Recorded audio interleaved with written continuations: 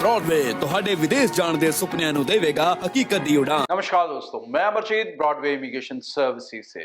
Canada के अंदर चीजें क्लियर हो गई हैं। मार्क कार्नी दोबारा नए प्राइम मिनिस्टर बनने आ रहे हैं विद मिनॉरिटी गवर्नमेंट, और वो चार्ज बहुत जल्द अपना शुरू करेंगे। बट इसके साथ साथ during campaign, before campaign, mark Carney ने अपने इमिग्रेशन को लेके प्लान्स बहुत क्लियर कर दिए थे।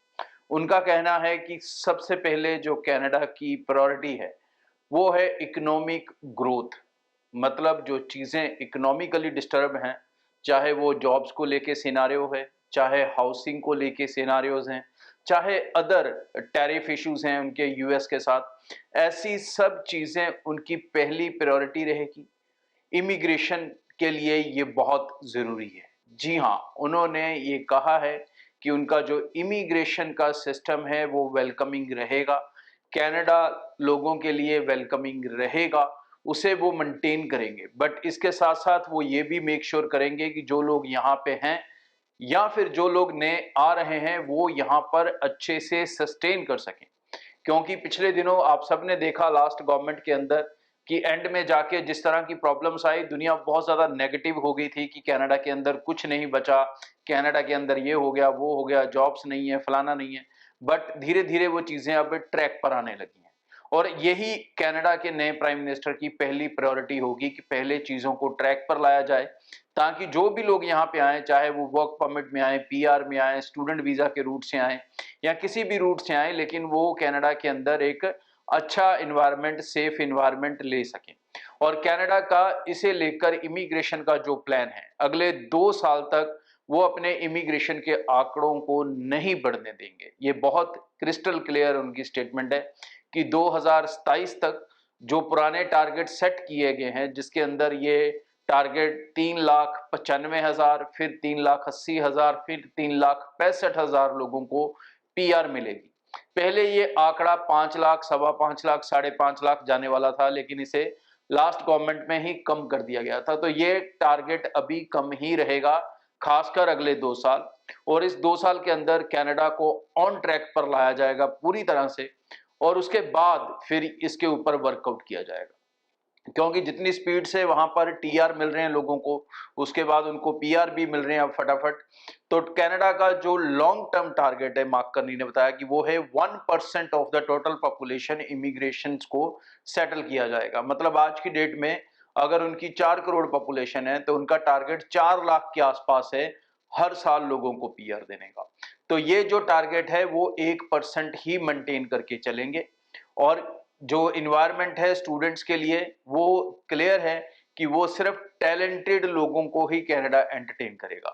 अब कनाडा को भीड़ नहीं चाहिए, अब कनाडा को लोग नहीं चाहिए, अब कनाडा को अच्छे लोग चाहिए। तो अगर आप अच्छी एजुकेशन प्लान्स के साथ जा रहे हैं, लॉन्ग टर्म करियर प्लान्स के साथ जा रहे हैं, तो ही कनाडा आपके लिए वेलकमिंग रहेगा।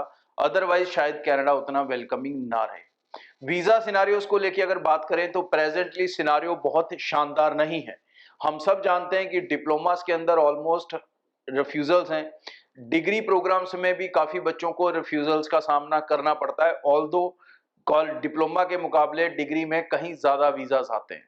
बट फिर भी डिग्रीज में कई बच्चे इसलिए भी अडॉप्ट कर रहे हैं कि उनका प्रोफाइल वीक है, डिप्लोमा में रिफ्यूजल आ रहा है तो चलो डिग्री में डाल लो। भाई अगर प्रोफाइल ही वीक है तो फिर चाहे डिप्लोमा हो चाहे डिग्री, दोनों जगह सक्सेस रेट मिलना मुश्किल होगा। फाइनेंशियल्स को लेके भी मैंने कल वाले वीडियो में बताया था कि कनाडा स्ट्रिक्ट हो चुका है। तो अब जो स्टूडेंट्स हैं, अगर वो प्रो फोकस होकर कनाडा जाना चाहते हैं तो ही कनाडा जाने का फायदा है। कनाडा वेलकमिंग है, कनाडा वेलकमिंग रहेगा। कनाडा सबसे इजी पीआर सेटलमेंट देता है और देता रहेगा। पीआर को लेके और भी बहुत सारे प्लान्स इस साल कनाडा लॉन्च करेगा आने वाले दिनों में। और खासकर वहां पर एक बढ़ावा दिया जा रहा है फ्रैंकोफोन्स को। मतलब जो लोग वहां जाके फ्रेंच भाषा को सीख लेंगे उनके लिए पीआर और भी ज्यादा आसान कर दी गई है। क्योंकि कनाडा की बहुत सारी ऐसी पॉपुलेशन है जो फ्रेंच है और वो अपनी भाषा को नहीं छोड़ना चाहते।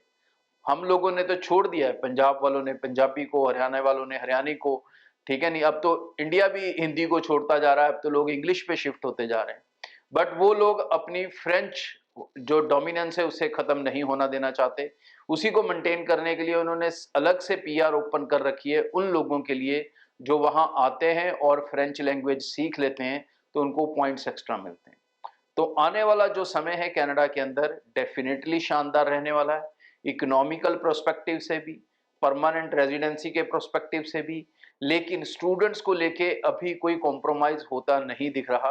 कहीं ना कहीं अच्छे क्वालिटी स्टूडेंट्स को अच्छे क्वालिटी इंस्टीट्यूट और कोर्सेज के अंदर ही वेलकम किया जाएगा। तो अब आप लोगों को इन चीज़ों का ध्यान रखना होगा।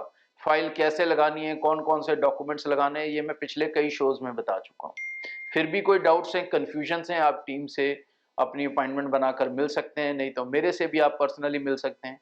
मेरे सेमिनार जहाँ हमारे जो कैंप हैं वो लगातार चल रहे हैं। आज मैं रहूँगा होशियारपुर ऑफिस, कल रहूँगा बठिंडा ऑफिस, फिर उसके बाद मंडे को जम्मू रहूँगा, उसके बाद जलंधर रहूँगा। तो 100 ऑन डेट्स हैं जो आप स्क्रीन पे देख पा रहे हैं।